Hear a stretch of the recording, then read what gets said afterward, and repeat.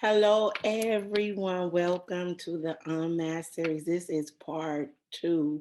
We are part two of the Unmasked Series, and I am excited to have you in the building. I am excited to have you be a part of this. Listen, you are most definitely up for some raw and uncut stuff tonight. I want to recommend you to get your tissue if you have not already got your tissue, and I truly know that you may shed some tears tonight. So again, I want to welcome each and every one of you to the Unmasked series. We are at part two. The topic for tonight is the babies that I didn't bring home. If the song of that just went off by Mariah Carey was a song that I played continuously over and over again. And she was speaking to I believe in the song, she was speaking to her spouse. But in my mind, I was saying I just didn't want to be here no more. I was telling my daughter, because she had transitioned, that we should be together. I wanted to be with my daughter. I no longer wanted to be on earth because the pain was far too deep to continuously breathing after the fact of watching her take her last breath. So again, welcome you guys. If you did not attend the first session, you missed out. We're going to backtrack a little bit, just talk about a few things that happened that I talked about with the first topic, and it just ties in to me telling the story today about the babies that I didn't get to bring home. I'm gonna start off with saying when I got saved, right? God was so good to me. God was loving on me. God was doing some amazing things in my life, and I saw God heal my son. I saw God literally, we was going back to the doctor, and every time we went to the doctor, it was a medication being discontinued, or he was being weaned off. It was a time where I was dealing with situations myself in my body. I was afflicted. I had fibroid tumors, and I saw God heal me. And so I saw God move in my life. But one of the issues that I had is I woke up every day irritated and mad because I was in broken relationships. I was going from one situation to the next. And one day I got tired, I got frustrated, and I got mad. And I told God, and I'm gonna be honest with you, I'm just gonna be raw with you guys, so this is a mess. I told God, I was like, I am tired of this. I'm tired of going from nigga to nigga. I was tired of one relationship didn't work out, so I went to the next. And so when I went to God and I was fussing, and I probably was cussing. I really can't tell y'all if I was cussing or not, but I know for sure I was mad. And so when I went to him and I told him that I was tired, and I didn't understand why I was looking to a man to fill voids in my life. I didn't know why I was looking for a man to love me, or as if like I just could not live without a relationship, or I didn't take no breaks in between to heal from one broken relationship before I found myself all in another one. And so God was so amazing because he's a good father, right? We're talking about parental issues, but we're going to talk about how God is a good father. And he was a good father to the point that he opened up my eyes to see that I had issues with my mama. I had issues with my daddy. I had issues with my stepfather. And so since God was so amazing in that moment, in that hour, I can tell you God gave me an open vision. It was like literally I was driving down the street because I had somewhere to go. But God took me all the way back to I was 5 years old. He took me back to when my biological father, he was nowhere around. Now I don't know why my dad and my mom had their mishaps or what was going on. I was just a kid. But my father wasn't around. And so my stepfather stepped in, and when I tell you he loved on me, he bought me every toy I could ask for. I had the kitchen, the stove.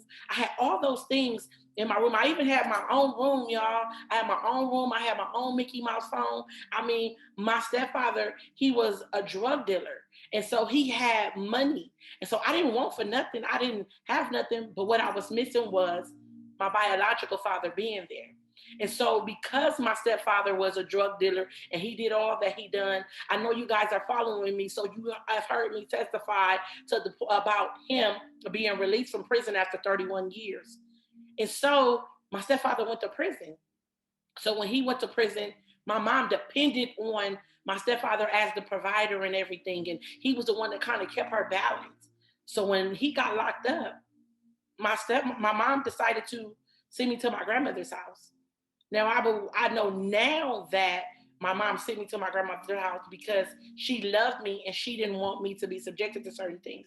But if I you remember, I said that I was 5 years old, so I wasn't able to interpret that at the age of 5 that my mama was putting me with my grandmother. All I knew is that I looked up one day and my dad was gone.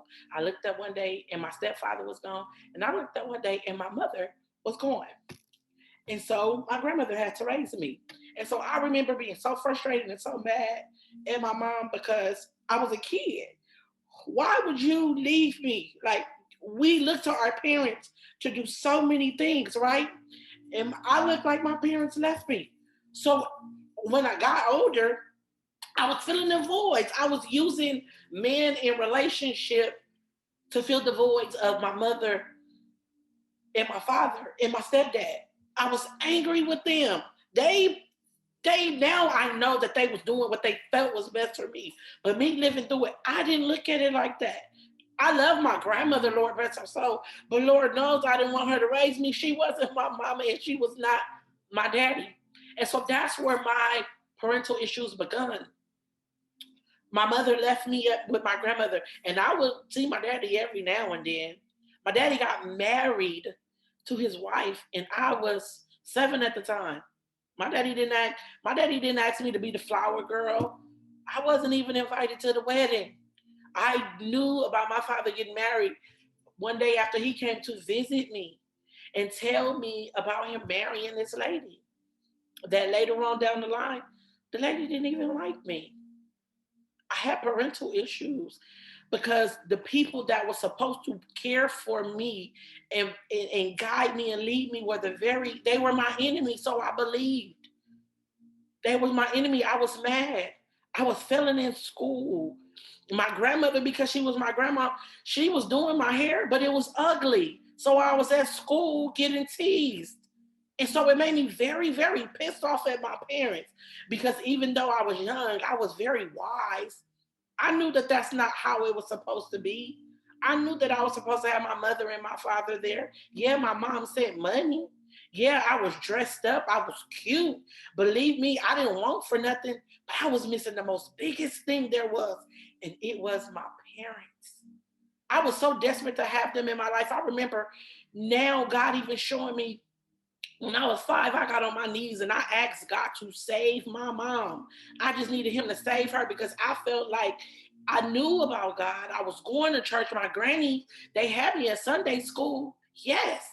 So I knew about God. So what I believed him to be, I was like, okay, I didn't know he was a miracle worker then. I didn't know that's what they was calling it, but I knew that people asked him for things, and when they asked him for things, he gave it to them. And so I went to him and I asked him, could you please save my mom? And so it didn't happen right then and there. What took for me to see my mother was I started failing. I started getting F's. And I can't tell you if I intentionally did it or if I didn't intentionally do it to get her attention, but it did. And so she came around for a little while, but then she left again. She left me there with my grandmother, me and my brother. And even while she was gone, she was having more kids. So I just didn't understand how she was going off having more kids and she never came back to get us. And so that's what my parental issues was. I was mad at my daddy because I can only see him sometimes. I was mad at my stepfather because I looked at him to be the hero to come and save me when my biological dad left, but he left. I now know that he didn't go to the police. He didn't say, arrest me. I'm a criminal. Take me away from my children. But that's what happened. He was arrested. He was taken away from us for 31 years. And so he called, he checked on us. He even took care of me while he was in there. But again, it did not fill the void that I needed because of my parents. As I was preparing for the series, it's just amazing. We think God will have us to do a thing, and we think that is for one particular reason. And me doing this, God began to reveal more and more stuff to me in regards to my own life, things that I went through, and I blocked them out. And so, with doing this series, I have been able to go back and retract memories that I blocked out. And so, even some things that I needed to share with you guys tonight. And so again, we finna backtrack. For those of you that missed the first topic, it was the parental and relational issues. And so I told the people on last week, hold on, you guys, make sure you mute your phones. Make sure you mute your phones. I told the people on last week how the issues of my mother, my father, and my stepfather, how it affected me in such a way because I believe I was rejected and abandoned by them. So I looked to the world, I looked to men to fill voids that they could not fill because I wanted to be loved, and I wanted to be cared for. And I felt like my parents failed me. And so that caused me to be in unfruitful relationships. And so the babies that I didn't bring home stem from being in unfruitful relationships. I shared on the last topic how I was in a relationship with my kid's father, and he was very abusive. He was very abusive. He was a cheater. He did so many things to manipulate me. He not only physically abused me, but he mentally abused me.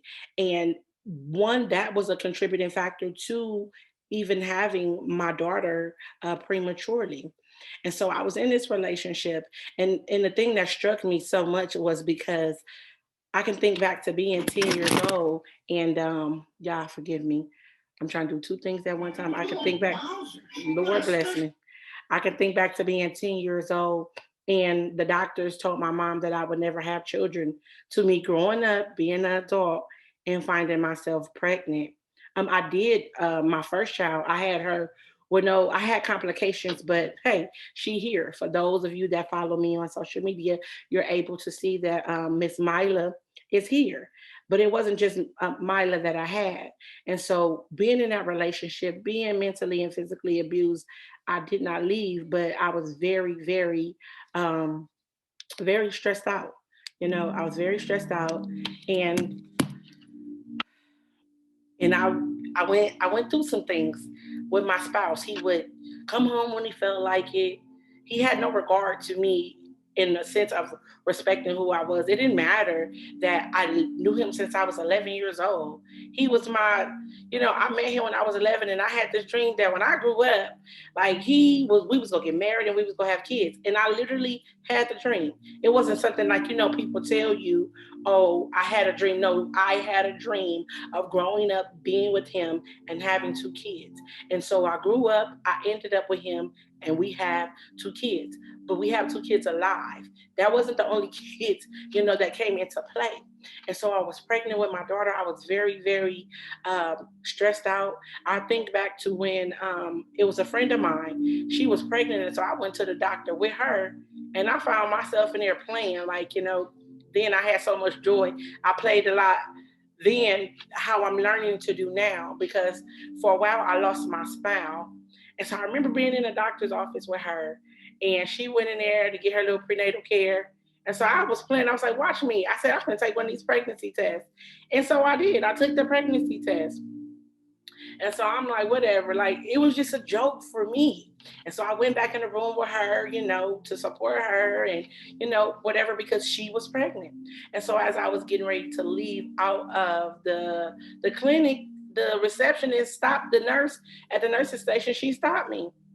And she was like, well, you don't want to know your pregnancy results. And I'm looking at her like, girl, like I was playing. Like, what do you mean my pregnancy results? And I'm like, yeah, you can show them to me because in my mind, I ain't pregnant. Like, I just really, really was playing, y'all. And so she gave me the results and she told me that my pregnancy test was positive.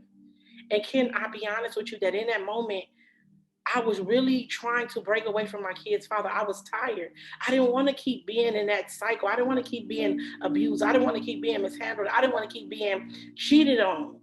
And so I thought I was getting ready to escape. And here I had a pregnancy test in front of me, and I had to go to him and tell him that I was pregnant. And I had already aborted a baby before her. So in my mind, I told myself, I said, I can't go abort another baby. I couldn't go abort my daughter. And so I knew I had to have her. And so I went to tell him, and again, we on the splits. And so he was like looking at me like, well, what you gonna do? And I told him, I'm gonna have the baby, but I don't have to have no parts of you. Like I can do this by myself. I didn't know what being a single parent was like, but I watched my mom do it. So I done picked up some little nuggets along the way. On top of I had to be a parent to my siblings. So I knew a little something, something. I just didn't know how to take care of my own kid per se. And so he acted as if he wanted to be on the splits, but then he used the pregnancy as an excuse, like, oh, we can stay together. But it still didn't stop the abuse. It was he still did all kind of matters of evil towards me. He still was cheating on me, and he didn't care. Like he didn't have no regard to me being pregnant with our daughter, no regards to anything. He didn't have no regards to the point that he blacked my eye in the midst of it. He blacked my eye, and to the um I had to go to the emergency room because I couldn't see. But I made up an excuse. I came up with something. But he had hit me so hard that you guys make sure you put your things on me. He had hit me so hard that I remember blood shooting out my nose. Like it just shot out my nose. But it still wasn't enough to leave. And so now I'm pregnant. Now not only do I got one baby, I got two babies. My first born, she was only 2 years old, and so here I was getting ready to have another kid. But it was so much drama. It was so much back and forth.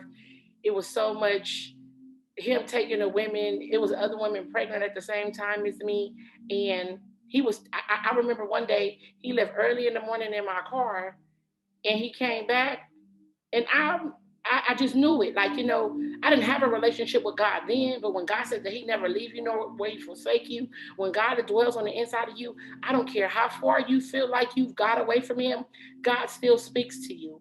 And so when He came back, I met Him at the gate and I told him, you took somebody to the abortion clinic. And he was like, well, where did you get that from?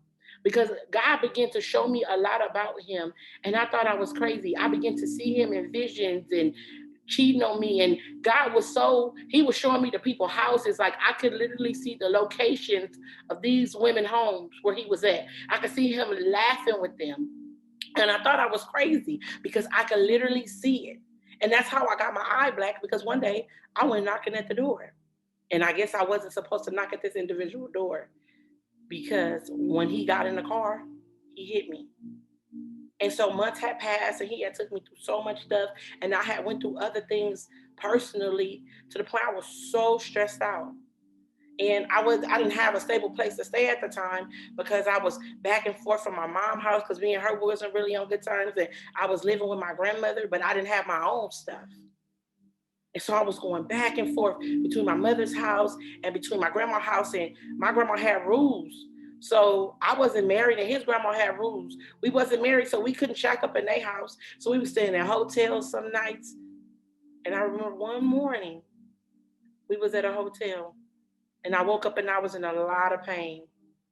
And I remember him having to drive me to the ER, and I was in a lot of pain.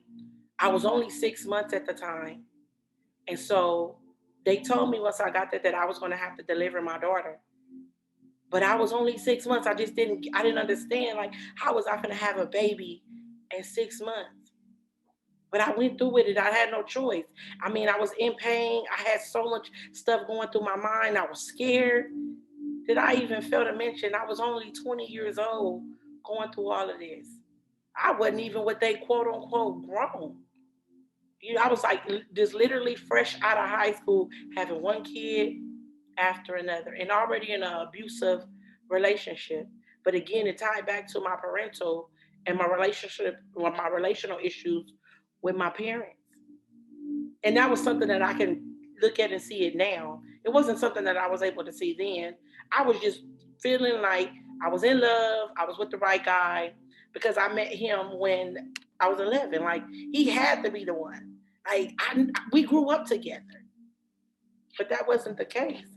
And so I'm in the hospital and I delivered my daughter, and she only weighed 1 pound 12 ounces. And so they told me that they would have to put her in a NICU. And so I was in the hospital, and I remember them releasing me like 3 days later, but I kept trying to make up stuff so I didn't have to leave. Like, I lie and say, for those of you that are mothers, you got to have a bowel movement or whatever those things are. I was making stuff up like, no, I ain't went to no bathroom. No, I didn't do this because I didn't want to leave my baby at the hospital. I had a premature baby before because Mila was premature, but she weighed 4 pounds and 4.5 ounces. So I was able to take her home like 2 days later. But a 1 pound, 12 ounce baby, that means I was going to be going back and forth to the hospital to see my daughter until she got to a proper weight. And so I made up an excuse. They let me stay for like 2 extra days. And after that, they was like, Miss Blackman, you got to go home. And so I went home and I was just stressed out. I had a 2 year old and I had a baby in a NICU. But I made it every day to go back and forth to see my daughter, to lay at her bedside, to talk to her. And so this around this time she was 5 days old. And I was like, oh, she's fighting. I felt like she really, really was fighting. I would go in there and I would talk to her and she would move her little fingers and she'd be moving like, she heard me coming in there talking to her. And so one morning, I remember my 2 year old, Mila, she came in the room and she kept pointing at the corner. And she was like, And I was like, girl, if you do not get out of my face, like, what do you want? But she was like, Mama. And she kept pointing to the corner of the room. Like, and I was like, what do you see? Because I didn't see what she saw. And literally after she was making all the noise and I'm telling her to get out of my way, the phone rang. And it was the hospital on the phone, and they were telling me that I needed to hurry up and come to St. Francis because my daughter had to be transferred to Cedar Sinai. And they told me my daughter had um, a PDA. Now, I ain't going to go into details and tell you exactly what that PDA means because it's medical terms. Like, y'all might not get it, and I don't got time to be twisting up the words in the first place. But they told me I had to come sign some papers and that they was going to have to do emergency surgery. Now, see, the Sinai is way in Beverly Hills, and my daughter was at St. Francis in Linwood. And so at this time, I let my kid's father drive my car because I couldn't drive. I didn't want to go nowhere. I wanted to stay in the house. And when we went to the hospital to see our daughter, it was him, he was going with me. So at this particular time, I kept calling his phone. I kept calling his phone. I kept calling his phone, and he wouldn't answer. And so I thought that y'all might think it's crazy, but the woman he was sleeping with, I had her phone number to her house, so I would call. She was a little younger than me too, because she didn't even live on her own. She was living with her family, and so I called, and her auntie answered the phone. And I asked her, I said, can you please put my baby daddy on the phone? Because I know he there. And she was like, huh? I said, could you please put him on the phone? I need you to put him on the phone right now. It's an emergency. I got to go get my baby is sick. And the lady told me, she said, you're very disrespectful to call here. And she called me out my name and she told me that my daughter being sick and needing to go to the hospital was a personal problem of mine. And she hung up in my face. And so the person he was cheating on me with didn't stay really far from where his grandmother lived. So I called his grandmother and told her, like, hey, I'm trying to get in contact with him and he is not picking up the phone and the hospital is on and they're saying we need to hurry up and get to the hospital. And so his grandmother went and beat on the person door and window and told him to get his tail up out of there and to hurry up and come get me. So that's what happened. He came to get me. I knew what it was. It wasn't no point in me arguing, no point in me fighting. I was just worried about my daughter, and I wanted my daughter to get to where she needed to go. So I didn't ask no questions. It just was what it was. And so I went, I signed the papers for them to transport her. We got in the car. I had to make a stop because I had to pick up a friend And even at the time, this person that I had to pick up to be by my side, I really didn't even consider them to be my friend. I knew of her, but we wasn't friends. Like I had people that I was far more closer to than her, but I picked her up, and she ended up riding with us to the hospital because he had to go to school, and I didn't want to be at the hospital by myself. And so I picked her up. We went to the hospital. We went back to the hospital because it was a certain time that the transportation was going to get there. And so I got on the freeway, and I had to follow the ambulance. And you guys do not understand the feeling that I felt that the ambulance had their sirens on. And we live in Linwood going all the way to Beverly Hills. And the freeway had to come to a standstill.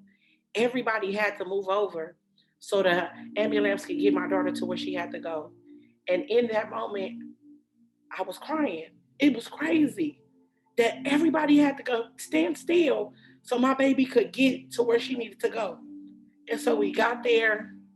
This amazing team met me, and um, they hooked her up to all the machines she was going to need to be hooked up to. And so, ooh, so they had her in like this in the NICU. And when I say it's like 20 doctors, his nurses, they all surrounding her, and they like moving really, really fast. They was ready for her as soon as she came in. They had everything ready for her. And so they hooked her up to the machine, and then her blood pressure was getting high. So they was trying to get her blood pressure down so they could take her into surgery because they couldn't take her into surgery with her blood pressure being high. But her having a PDA was like the cause of her blood pressure being high. So it was like, now I think about it, was it really even going to work in the first place? And so I sat there all day. This all happened at like 7, 8 o'clock in the morning. And so I sat there all day, and I walked back and forth. I paced back and forth. I didn't have a relationship with God like that, but I knew him to do what people said he do because my grandmother raised me in the church. So I didn't know to go, really to go and pray and ask him, but I was pleading with him, and I was telling him like, look, if you bring her out of this, like I know it's something I need to do. Like I will do that in exchange for her life. And so I bargained back and forth. I paced the floor, y'all. And I see y'all sending me hugs. And I probably needed this cry because I probably been holding it for a long time. But we gonna talk more about it. Like, let somebody in the room. Okay, hold on, y'all. And so I was pacing the floor. I was talking to the doctors. I was going back and forth. And they knew that she wasn't going to make it because they brought the chaplain in. And so the chaplain came in there, and she was talking to me and stuff. And my friend, she ended up, she was there with me.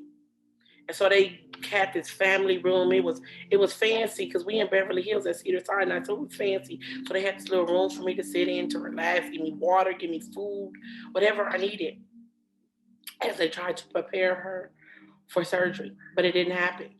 And even as crazy and evil as my kid's father was acting, I remember seeing him in the hallway, pacing back and forth, like he just didn't know what to do. I remember seeing him on the phone with his grandma, and he was crying. I don't know what she was on the phone telling him, but he was crying. And so we heard the heart machine start making the beep, beep, beep, beep, beep. And so the doctor came, the doctor ran. I was like, what do you want us to do? What do you want us to do? Because our daughter was coding. And I remember my kid's father grabbing him and throwing him. Y'all make sure y'all mute your phones. I remember my kids grabbing him, my kid's father grabbing the doctor, and he threw him up on the wall, and he told him, like, what do you mean? What do you want us to do? And the man was asking, like, do you want us to save her life? Do you want us to resuscitate her? And I told him, yeah. Like, yeah, resuscitate her. And so they went back and they was resuscitating her, and she came back. But it wasn't long after to where they sent somebody out there to get me and told me that I needed to go in and that I needed to bring her down. And so I asked, I said, what do you mean I need to bring her down? Like, what are you talking about? Like, I'm young. I didn't know what that meant. And so they was like, go, your daughter want to go. So you need to go over there and you need to talk to her.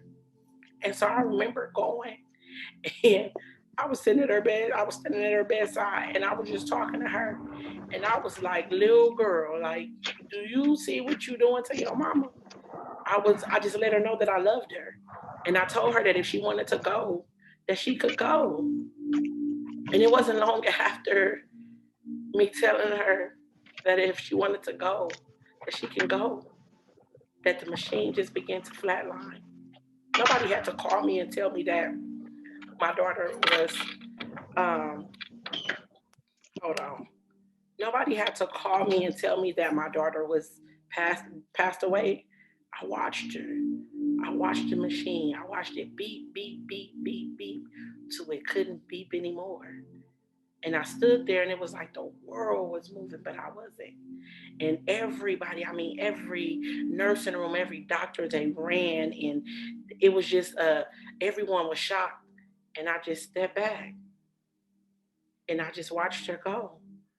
And so I walked away from the room because even in that moment, I really, really, really didn't even understand what was going on. And so they took me back into the family room where they had for me. And I sat there and I was really trying to process what had just happened to me.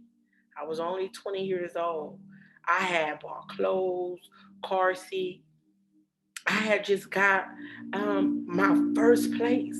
And I was already getting ready to put the decor up where the room was going to say Mila and Ari because my daughter's name was Ariana. And so I was getting prepared. I was preparing for her.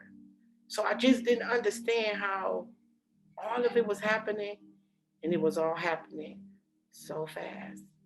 And so I sat in the room and I just really, really, really, really tried to process what had just happened to me. And they came in there and they said, well, Miss Blackman, do you want to hold her? And I had never got to hold her before because she was premature. So she was in the NICU the whole time and I could never hold her because she had all the tubes hooked up to her. And the first chance I got to hold my daughter, she was no longer breathing. And I remember she had her beanie on. They wrapped her up in the cover and they brought her in the room. And I sat there and I talked to her. I mean, I had the softest voice, just talking to her and just telling her like you don't even know what you're doing to your mama. Like you don't even know.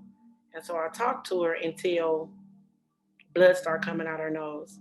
And then I called them and I told them, I said, come get her. Come get her. Clean her up. And so after that, I left the hospital. I let my kids' father drive in. Neither one of us was in a good state of mind. But I couldn't tell him I wanted to drive because I didn't. And the friend, he wanted to be, my friend, she just rode with us and she didn't even drive back because he wanted to drive, but he almost killed us in the process of coming back because he was driving very, very reckless. And so I had to go pick up Mila because she was at my best friend's house, and it was on the way back from the hospital. And so I remember walking in, and everybody like, "Oh, how's she doing?" And how's Ariana doing? And I was like, "She didn't make it." And it was like, "Huh?" I said, "She didn't make it." But I was so numb, I couldn't even, I couldn't really even cry. And so I remember getting back to my mom's house and pulling up in front of my mama's house. And by then, my mom knew that my daughter had passed away. I got to the house to find my mother face down on the ground in tears. But me, I still couldn't cry. And so I remember that Mariah Carey song I played at the beginning of the series. I remember saying we belong together because I was losing my mind. I couldn't cry. I couldn't talk. I remember all my friends wanted to get around me and gather with me. It might sound crazy to somebody else, but I remember it was a party, and it was like, "Oh, Brian, you should go to the party." And what would you look like trying to go to a party and your baby just died? But it was something I guess I was trying to do to get my mind off what I was facing. And so, as I did that, I went to the party and I can't even tell y'all where it was at. I believe like it was like in Bellflower or something. But it started to rain. And I remember walking off and leaving all of my friends in the backyard because that's where the party was at. And I don't know what street I was on because I rode in the car with somebody else. But I just started walking, walking, walking, and walking. I don't know where I was walking to, but I just started walking down this strange street. I was over it. I was frustrated. I was mad. I was pissed off because who has a baby and plan for it and lose a baby? And I was too young to even understand it. Like I didn't understand. I was so, y'all don't know how angry I was. But one of the things was even in that, I began to see how much people cared about me, how much people loved me. I remember not financially, I could bury my daughter because I remember my job. My job got money. They did like a pot to give me money to bury her. My mother did a fundraiser. And I had to go sit at a mortuary to pick out a casket and buy baby clothes, baby doll clothes for my daughter to put on because she was premature, so she couldn't fit regular baby clothes. So I had to buy baby doll clothes. I remember going to the mortuary to view her in a room and okay her before everybody else could do it. All this. And I was only 20 years old. I was only 20 years old doing all of this. And so I was done. I was through. I was mad. I just wanted to check out.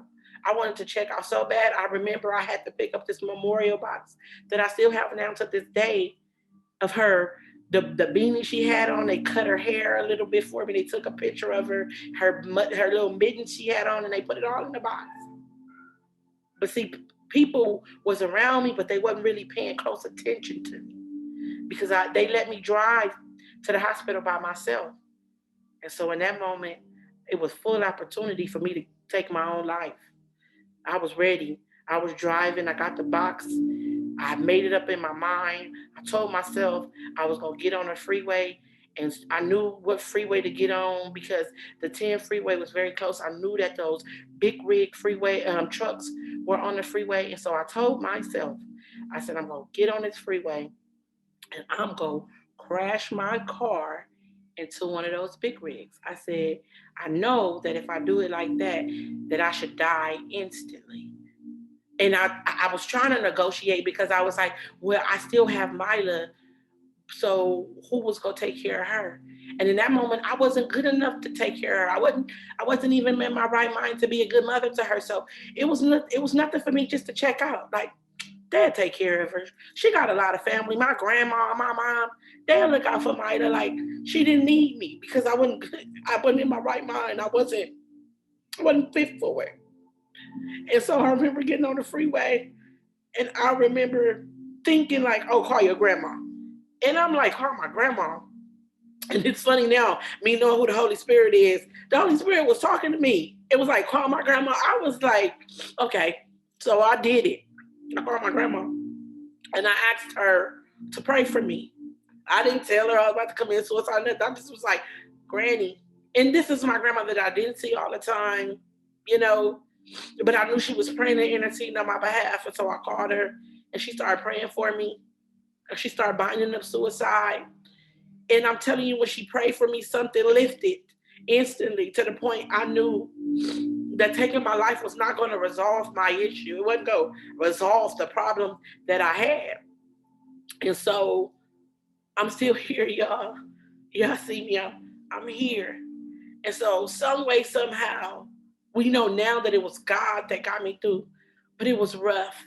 I remember needing to see a psychiatrist, but that still didn't stop the abuse at home. It still didn't stop that man from being evil towards me. It still didn't stop. It continued on and on and on. And then shortly after that, I was pregnant again. It was like 6 months later, I was pregnant again and I was terrified. Like, I did not want to have another baby. And so from that, it was Ricky. Ricky came and everybody, you know, everybody see Ricky. Everybody see his complications. And so even when it came back around with him, I just, I didn't understand. I didn't get my purpose. It was like, I got to go through all this hell for what? Who do I owe? What did I do to people? How me at my young age had to keep going through this. And I remember having Ricky, and Ricky having the same diagnosis as my daughter. I remember the hospital calling me again, telling me I had to come sign a paper again to transport him. I remember fouling the ambulance again, y'all. I remember getting to Cedar Sinai again and meeting the same doctor that I had to meet when I met for my daughter. The same team. And they met me and they're like, "Oh, Miss Blackman, you're back." And I was scared. I was like, I gotta do this again. And so if I can be honest with y'all, some part in there, I was really getting fed up with God because I just was like, bruh, who does this? Who does this? And so stuff didn't get better after that. I had to go through the complications of raising Ricky, and eventually, the relationship I had with my kid's father, it ended. We totally separated. God moved him as far as he could. But I continued to go through, and I found myself in one relationship after another. And they weren't even relationships. Don't let me lie to y'all. They were situationships. I was going through one thing after another. I didn't want to be, I was just, I think, I can be honest with y'all. I wasn't even living. I guess it was just day by day. I was here. I had breath in my body. So it was just another day for me. And them other days turned into months and they turned into years that I found myself continuously in the same cycle. I found myself an alcoholic.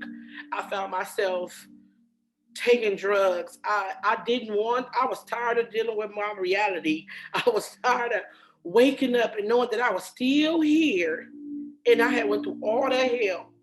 I was still here and I had to suffer through all that stuff. I really wanted to find whoever it was that I done wrong and apologize to them if it was the reason why I had to go through all the hell that I was going through. Because then I was left taking care of little Ricky by myself. He was on oxygen and it was so many other things and so many complications happened with him. And so even if I could just pause a bit and let you know that this Unmasked series is to prepare you. This Unmasked series is to give you nuggets because soon and very soon, for the first time in my life, I am releasing a book to tell you about the story of my life. And so if you think this is them, I'm giving y'all some of the little key components of the stories I tell. But baby, I done been through some places. And going through all those things, I did eternalize them. I internalized those things. I didn't under, I was angry at myself. I just didn't get it. I didn't understand what was the point of me being alive if I was going to have to suffer the way that I've had to suffer in my life. And I'm telling you, I have suffered, y'all. I have went through stuff that people would not even imagine. They would not imagine. And so I use the streets. I use sex. I used everything when I was in those streets to numb my pain. And it wasn't no 6 month pain. I mean, I didn't do it for 6 months or I didn't do it for a year. I did it for years. I did it for years. When I finally really just woke up and got tired, I probably had already done, I was already in it for like 5 or 6 years before I woke up. And I had realized that in all that suffering I was going through, I was running from God. I was running from my calling, but it came a point that I could no longer run. It was like as if it was like he was chasing me down. And everywhere I looked, it was like I saw him. And at some point, I had to surrender. And I didn't know what was the point of surrendering to him because if he had left me out there in the streets to go through all that, now I was filthy, I was dirty, I was nasty. I had done so much stuff to just get from day to day. Who would want to use me? What church would let me come in their door? Where was I going to go? Because see, I believe that church people were cleaned up people. They were perfect beings. And I was far from perfect. So I knew that my foot should not have even went through a church door. And it didn't. All the time I was in them streets, I never went to nobody church because I didn't feel like I was clean enough. I didn't feel like I was suit. I wasn't I didn't have on the big hats and the dresses. And I seen that's how my grandmother's was dressed up. But hell, I thought like the stuff I went through, I didn't know. I ain't never heard their stories that they suffered the way I did. They was out there and they was doing whatever they was doing. So one day I made the decision to stop running, but it was because of an answered prayer from God that I prayed when I was a little girl. And so I found myself in church. I was like, okay, because I couldn't run no more. It was nowhere to go. It was no running. It was no hiding. It was like church and God was my last resort. It had to be it. If that wasn't it, I was truly go check out. If God wasn't gonna help me after all I tried the liquor, I tried the drugs, the ecstasy pills, I tried sleeping with all the men, and they didn't help. So I was like, this is my last resort. Like this has to be all the other medication, the things that I used to numb myself, to medicate myself. It didn't work. So God was the last resort for me. And so I remember going to a church. I remember sitting in the church and I still was getting high. I still was drinking. But after a while, it changed. It started to go away. I started to not want the liquor the way I used to. I started to no longer want to do the drugs. I started to no longer want to sleep with the men. I wanted something different for myself. But I still was fighting and I was struggling and I was fighting and I was struggling. But I kept getting back up because I knew that had to be it. It was nothing after that. It was nothing nobody could do for me. It was no medication. It was no healing. It was nothing after that. And so I'm in church and I'm asking God to help me. Let's be clear. I got in and stuff changed, but that didn't mean that I didn't fall. And so I'm in church now. I'm in church for a good while. I mean, I'm going to church every day because I'm thinking like the more I go to church, the more saved I am. The more I'm in the church, the house of the Lord, that it'll keep me from falling and keep me from making mistakes. So I thought, and so I found myself going through stuff, and I was back drinking. I found myself going through stuff, and I was back in the bed with some man. And I remember even being in the church, and I started talking to one of the guys that went to my church. And it's so funny because in the beginning, I really didn't like him. He was not cute to me, none whatsoever. And so I don't even know how eventually he got cute. Or I don't know, it probably because I was just tired. I was tired of, and I was, in the church, they were telling me, you got to get married, you got to get married. So that's why I was like, okay, we can get married because I wasn't going to burn. See, I didn't know no better because I had been living in the world like that. And it wasn't gonna be no, I just come into God and it was a voila. People present God as if he's a genie. Like you come, you tell him, and it's boom. Yes, God, he is a miracle worker. Yes, God can do it, but that's just not how it goes. Some things will manifest instantly, and some of that stuff you gonna have to work through, and some of it you gonna have to fall down. So I found myself falling down. I remember even being in this situation with this individual, and I told the Lord, I said, you're going to have to help me because I can't help myself. I remember God, me being in church, and I began to speak, hallelujah, in my heavenly language, but I still found myself falling. And so I was dealing with this man, and I was dealing with him, and I was dealing with him. And I remember he had went to jail for a little period of time. And so what I realized now is God was even trying to protect me because the man began to reject me. And I remember one day when I'm thinking he gonna come to my house and we about to have this big old happy family. And I was in the bathroom doing my hair. I had on my little clothes and I was standing there and I heard a voice. And see, we often talk about how the voice of God, how we hear God, what God said. But who will be honest, and tell the truth about when the enemy begins to speak. Because the enemy told me, he said, I don't care how pretty you think you are, nobody's going to never want you. And so in that moment, I just felt something in my spirit, and I just was like, you know what? Just forget it. Because I didn't do well all them other times. I was in broken relationships all them other times. I found myself in the bed with different men all them other times. So it was clear to me what I said. I was coming into church and God couldn't do nothing with me. And so I end up, one time trying to clean myself up and do right. And I remember being in like this weak season, and me and the guy, we was cool.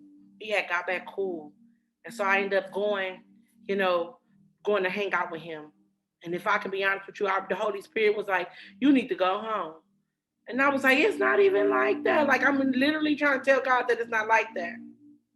But God knew, but I was disobedient, and so I went. I ended up sleeping with the guy, and mm, it was like a month later, I find out that I'm pregnant. But I'm in the church. I'm doing praise and worship. I'm doing everything. I'm the church administrator. I'm doing everything in the church, going to church every day, just doing all of the churchly things. And I was pregnant. But I hid it from them because I just knew, even how it was being taught to me, I knew that they was going to condemn me, and I probably was going to get put out the church, not set down in the church. But if they knew that I was pregnant, and even the individual that I was sleeping with in the church, if they knew, they was putting me out, because I was forbid to do it in the first place. Because see, me, he doesn't treat girls nice, and then here I come along, and he was being extra nice to me, so it was like for me. And so that's why I didn't want to let them know, like, I don't even want to let them know that I'm pregnant by him, because I'm really gonna be in trouble. But I kept going, I kept trying God, even though I felt like I had let him down. I kept trying him, and I kept trying him. But then eventually I broke myself away from that man, that I didn't even tell him that I was pregnant. I hid. I hid from everybody. The only people that knew was my mom. And eventually I told my pastor, because I thought that was the right thing to do, because I repented and I asked God to forgive me. And I felt like even in that moment, even though we know that Jesus, he redeemed us already, I felt like I had to go back and redeem myself again. So I wanted to be honest and sit down with my pastor, and I wanted to let her know, like, hey, I'm pregnant. But I never disclosed with her who I was pregnant by.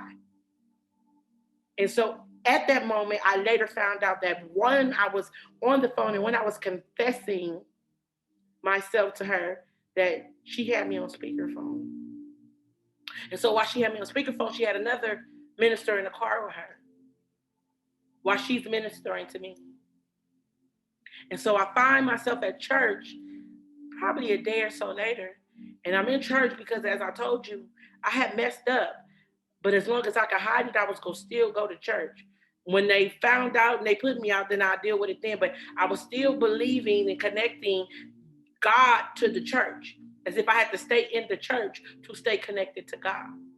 And so I remember being in a Friday night service, and I remember the prophet coming forth, and the prophet speaking, and him, coming out of, if I'm not mistaken, out of Second Kings, and he began to talk about the two women that were pregnant with the babies. And so I'm here on the corner, and I'm thinking like, oh God, I'm pregnant, but I don't think this individual knows. At least that's what I didn't. He couldn't have knew it because I didn't tell him. And so I'm sitting there, and then I begin to stand up and give God praise, because I feel like in that moment, like God was giving me a second chance, because He's talking about a pregnant woman, and I'm a pregnant woman. And so this particular prophet began to speak to me and tell me that my baby was going to live and my baby was not going to die. And I began to believe that it was God's word being spoken to me, because again, who would know that I was pregnant? I didn't tell him that. And so I was like, it got to be from God. Now, this is before I find out that he was in a car listening the whole entire time. And so this is a Friday night that he tells me that my baby is going to live and not die. And Sunday morning, I woke up and I felt water and I felt something coming out of me. And so I went to the bathroom. And when I went to the bathroom, it was blood gushing everywhere. And so my best friend called 911 and they told her to have me lay on the floor and put up my feet.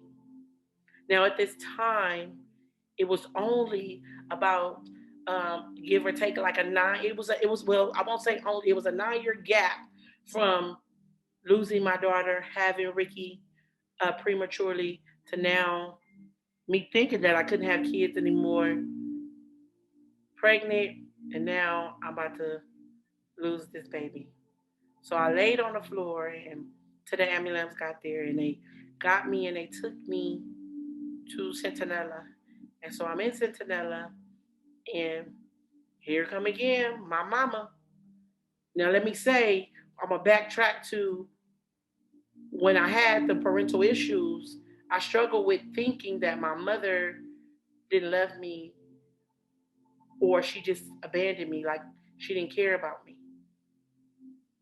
And when I lost my daughter, I found her face down in tears because I was suffering. And so this time I was losing a son, and my mother was standing at my bedside, speechless. And me, because I didn't want to face my reality, I was back trying to be calm and numbing myself to my reality. And so they did an ultrasound and, you know, came back and told me that I was miscarriaging, that I was going to lose my baby. And so I remember just laying there, and my mom passed out again. And so I'm in the hospital bed, but I reach over to try to pick my mother up off the floor because she passed out. Now I'm literally, my baby is hanging out of my cervix because I'm miscarriaging. And so my mom got up and she told me she couldn't take it, so she left. And so she sent my sister in. And so I remember my younger sister coming and sitting on the side of the bed and holding my hand. And they needed some assistance. Now, what I'm getting ready to say might sound very crazy to you, but so I laid there, and even in that moment, one of the craziest things that was happening to me was my kid's father was calling my phone. I don't even know the reason. And my sister answered, and he ended up on the phone like, "What's going on with you?" Now, mind you, the first baby I lost, I was with him. And I told him, I said, "Oh, I'm losing my baby. I'm losing my baby again." And he was speechless. So I couldn't even really talk on the phone because I couldn't even give it that much energy. But I even remember telling him, like, "I'm strong. I'm going to get through this," because I had got through all the other bad events, all other traumatic experiences. I had got through all the other stuff. So I told myself that I would get through this. And so I remember the doctors coming back in there with a nurse, and she was a training nurse because she was going to some university, and she told them, she said, "I'm not about to do this." She was like, "I am not finna sit here and help y'all. She's miscarriaging her baby. Like, I can't stand here and be a part of that." And so I asked her, I said, "Well, what kind of nurse are you going to school to be?" And she was like, "Oh, she was going to be an RN." And I told her, I said, "Well, are you gonna promise me that you gonna finish school?" And she was like, she looked at me and she was like, "Yeah." I said, "Well, if you promise me that you go finish school," I told her, I said, "I'll let you stay in here and watch me suffer through this." And I remember turning on Tamala Man, and it was a song, "I Can Only Imagine." And I began to I had to just go into God and find myself hiding in Him, because what was before me, y'all, my mind could not register. I could not wrap my mind around that it was happening again. And so I did that. I remember, pushing my baby out. but I fully hadn't expelled them. So they put me in this room. They gave me this rude nurse, and they gave me some medication to help me contract to pass them. And so all this happened well before 12 noon. And so I remember being in the room, and I called them because I felt, me pushing him out. And so I stayed in the room until the nurse, well, I couldn't go anywhere. So I was laying in the bed and the nurse came. But right before the nurse came, the guy that I was dealing with at the church just happened to call my phone. And again, he didn't know I was pregnant. He was telling me, oh, I need to talk to you. I want to take you on a date. And I was like, no. He was like, I can't take you on no date. And I was like, no. He was like, what you doing? I was like, oh, nothing. I'm at home. I didn't even tell him that right in that moment I was miscarriaging our baby. And so after I got off the phone with him, I told the nurse she can come in and she can do whatever she needed to do. And so by then I looked at the clock and it was 1:45.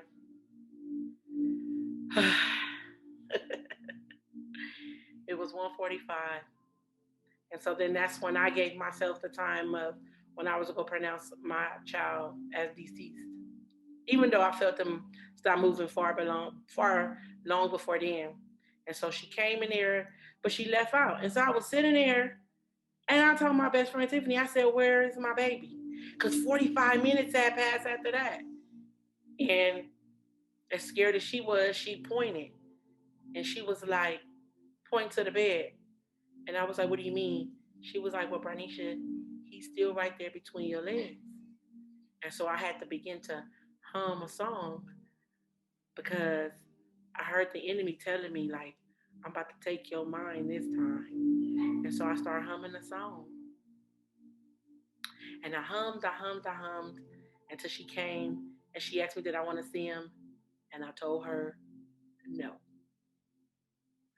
And so she put him in this little container thing and she took him.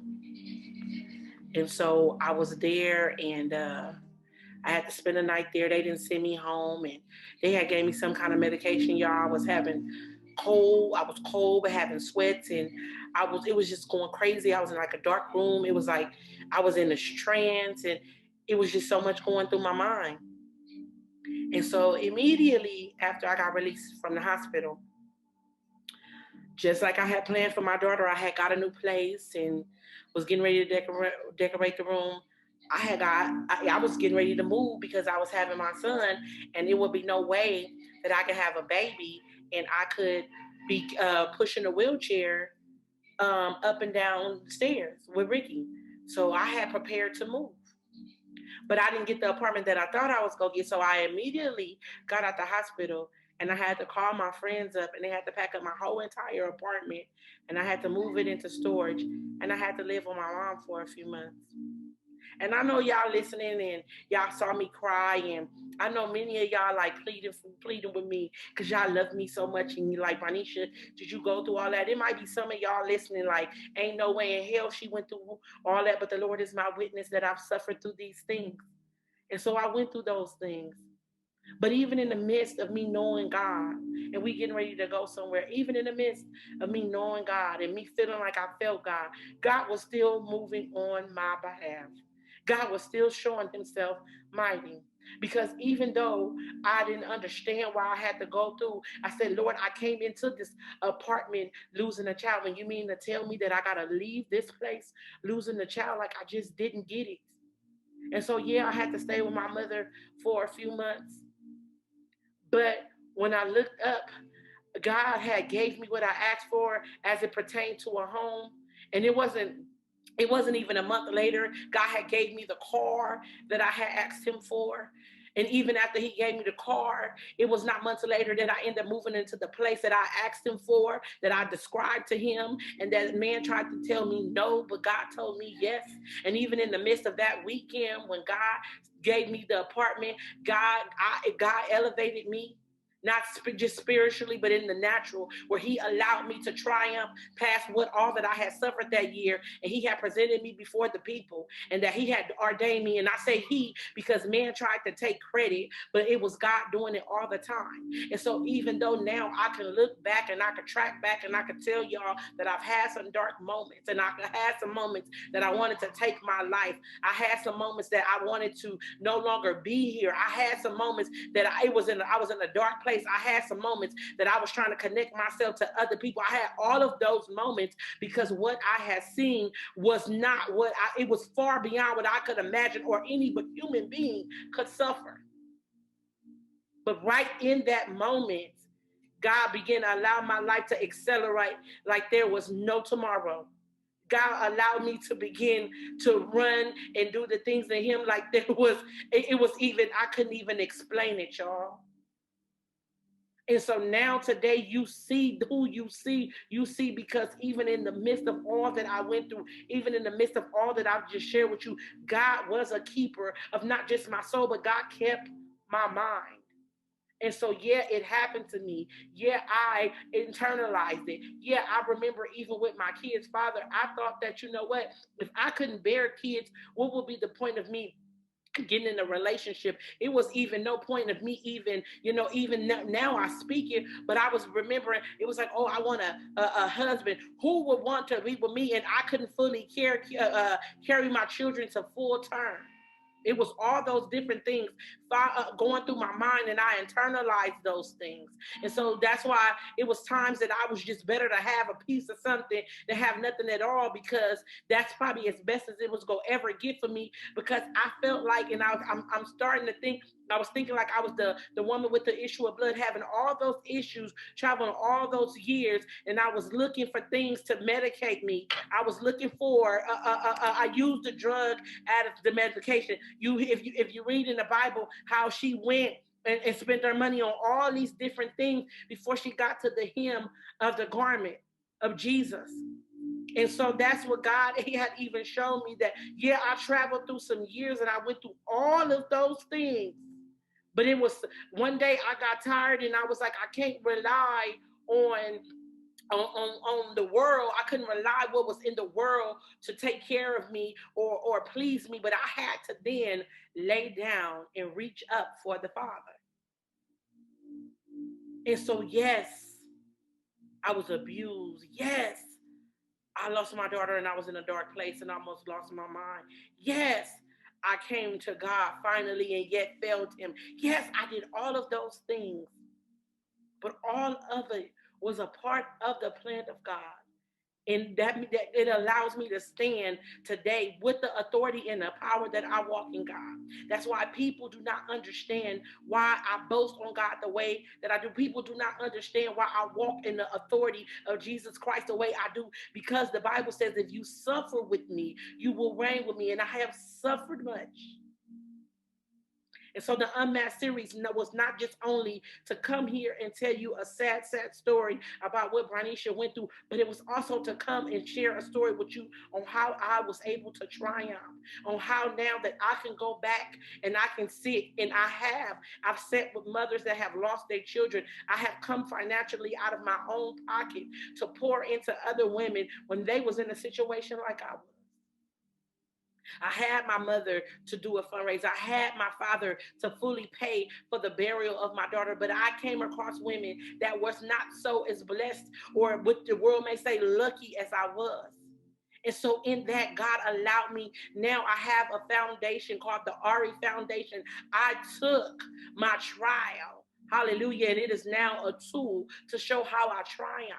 So now I can go sit with a family. I can sit with a mother and tell her, hey, honey, I've been through that too. And now I can be the example, the manifestation of that you can get through it. No matter how bad it is, I am proof.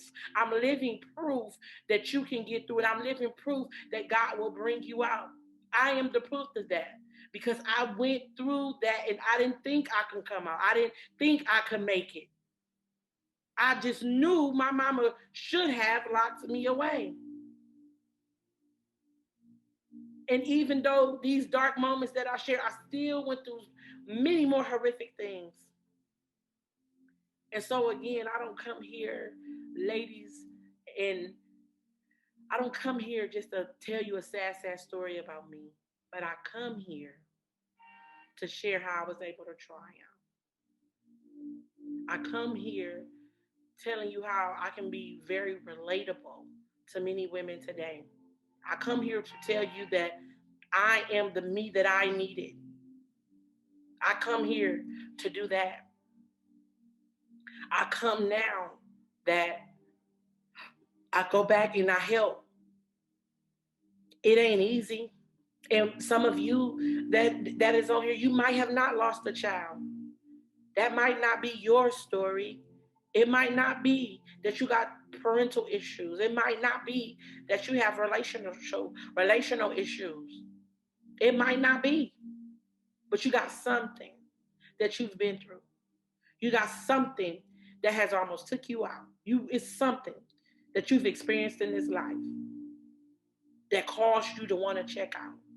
And God is allowing you to still be here in your mind, in your right mind, with breath in your body, to tell somebody else that it is possible. So that's what I come here for. I come to unmask that. I come to invite you to unmask yourself. Come from behind the mask. Take it off. Be who you are. Your story was made just for you. And some may never understand it. If they don't, it wasn't for them. It wasn't that it wasn't for them to understand. It wasn't for them to get it.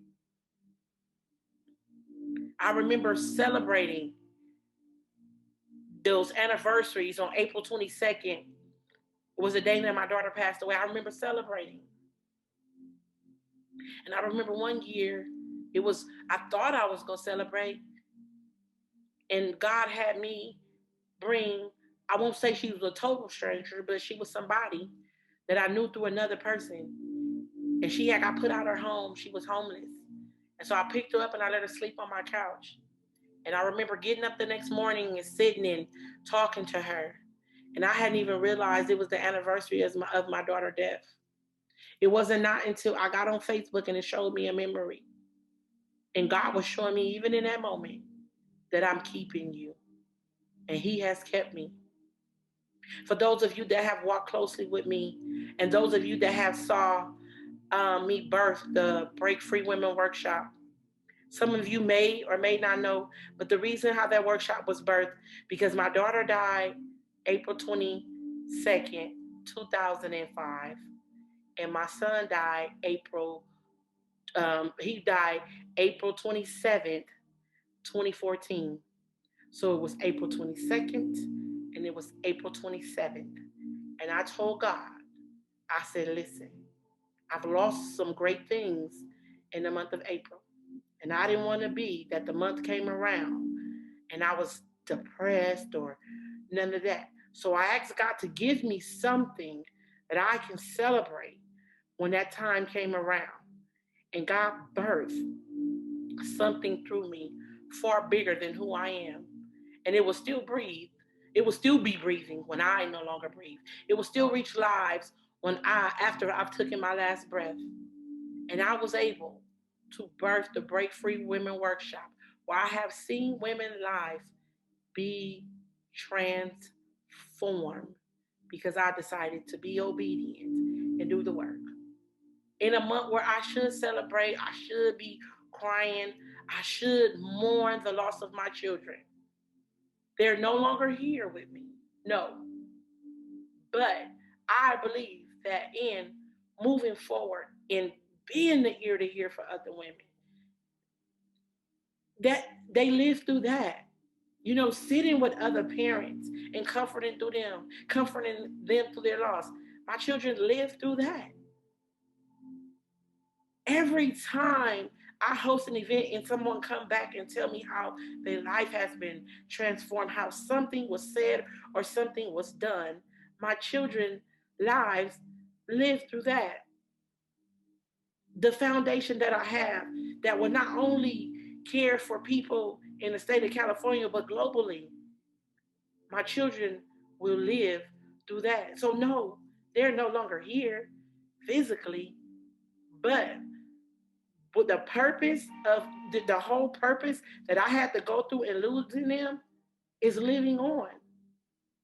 I feel like every time I launch it, my children, they're living through that.